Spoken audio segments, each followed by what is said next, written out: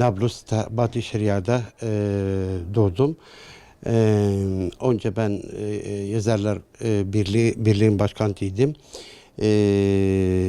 Şiir yazmaktan dolayı Filistin'den dışarı edildim. Biz her zaman şöyle diyoruz. Bu savaş yeni bir savaş değildir. Bu savaş zaten 75 yıldan beri başladı. İsrail işgal başlandığı zaman bu savaş başladı. İsrail Batı destekleriyle topraklarımı alıp halklarımızı evlerinden dışarı çıkardılar. 15 milyon Filistinli mülteci 1948'den beri 3000 köy mahv edildi. 3000 cami, mescid yani da mahv edildi. Yaklaşık milyon kişi şehit düştü ve biz şöyle her zaman diyoruz, her saniye, her dakika, her gün, her yerde bir saldırı, bir ölü, bir aziyet vardır. Bu savaşın başlangıcı 7 Ekim gerçekleştirdiği Aksa tufanı değildi hocam. Çoktan beri yani 6 aydan beri, çünkü Yahudiler Mescid-i Aksa'ya girerek Filistinlere üzerinde aziyet ederek ve hatta onları Mescid-i Aksa girmesinin engellenmesi ve hatta kadınlar vurarak ve yani tutukladılar, hapishane attılar. Hem de en önemli şey 6 aydan beri Filistin'deki yani Batı Şeria'daki bulunan şehirler, özellikle büyük şehirleri Nablus, Cenin ve Tulkerim'de direniş filizleri ortaya çıkmaya başladılar ve Yahudi güçleri, Siyonist güçleri bunu ezmek için yani mahvetmek için şehirlerimize girerek ve evlerimizi, hatta yani bu şehirlerdeki sakinleri katletmeye başladılar. Ama en önemli kısmı bu yani son hadiseler. İsrail Gazze'ye girmeye ve ahlini Gazze'den Mısır'a göndermelerini karar verdi. Bu karar verildi. Bu yüzden Gazze'deki dirençler bir sürpriz yaptılar ve ondan önce girişmelerini yaptılar ve elhamdülillah yani başarılı bir şekilde bu operasyon planladıklarını man ettiler ya da durdular.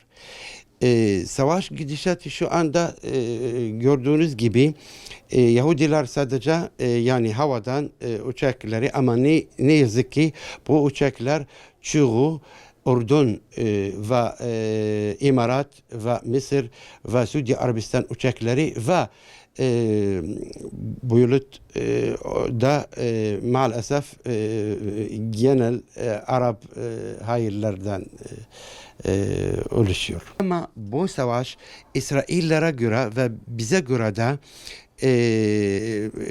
ya zaferimizle ya maalesef Yahudiler tüm Gazze'deki bulunan kişiler topraklarından dışarı çıkaracaklar. Bu savaş başlandığından beri tüm Avrupa, Amerika silahları, paraları, adamları hemen Gazze'ye, hatta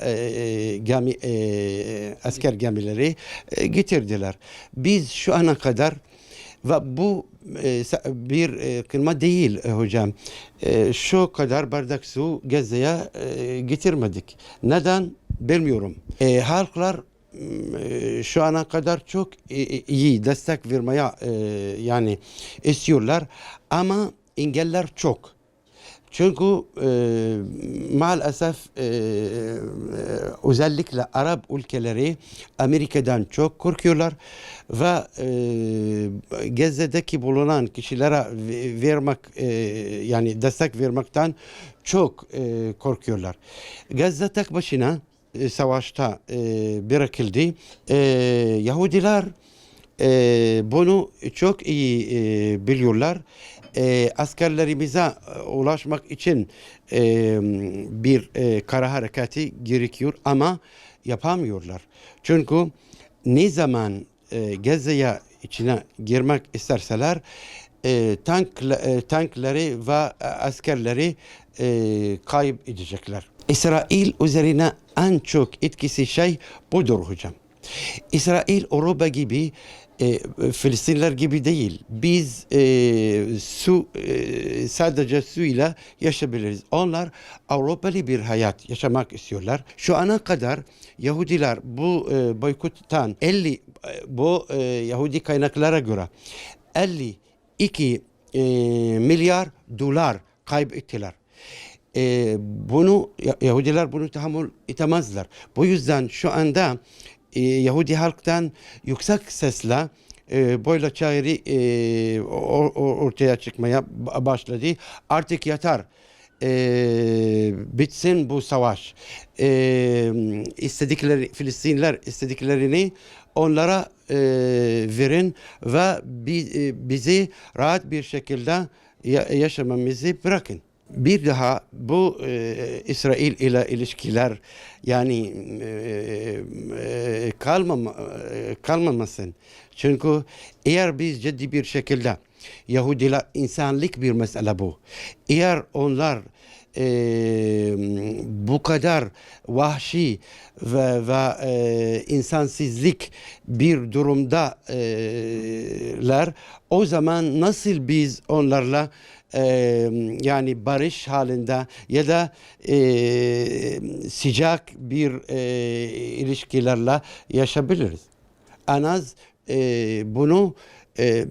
buna karşı bir tutumumuz olmalı.